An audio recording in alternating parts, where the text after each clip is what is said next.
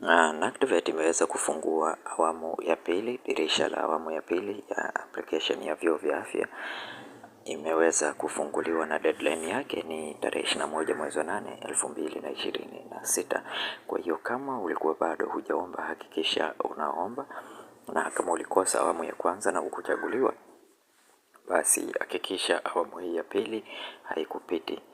Wahi mapema, fanya application yako mapema kabla ya deadline tarehe 21 mwezi wa 8 2026.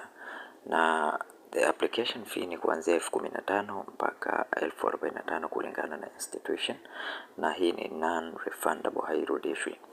Kwa hiyo unachotakiwa kufanya wewe ni kuanza kufanya application.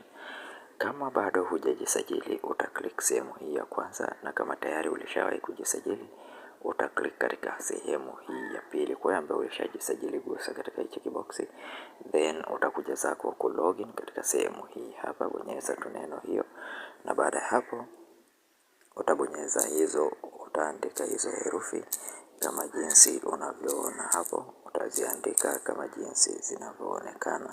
Hakikisha unaziandika vizuri. Baada ya pale utabonyeza tu neno login na utaweza kulogin katika akaunti yako. Na kwa wewe ambaye hauna akaunti kabisa, click sehemu ambayo ni ya home, utarudi katika sehemu hii ya home, then utabonyeza hapa first time. Utaulizwa maswali hapo, have you completed all level, then utaselect ndio.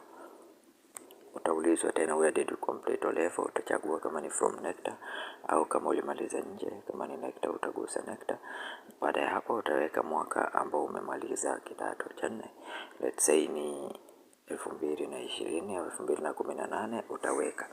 Baada ya pale hakikisha unaingiza index number yako ya form 4, weka email yako, confirm email yako, weka namba yako ya simu, confirm namba ya simu, then hapo utaselect category au kada ambayo ni hii certificate au diploma. Deadline tarehe 22 mwezi wa 8 2026. Baada ya pale utabonyeza neno continue ili kuweza kuendelea na application yako. Kwa wewe ambaye unapata changamoto kuhusu application hii, ni check WhatsApp, namba zangu zipo katika description ya video hii.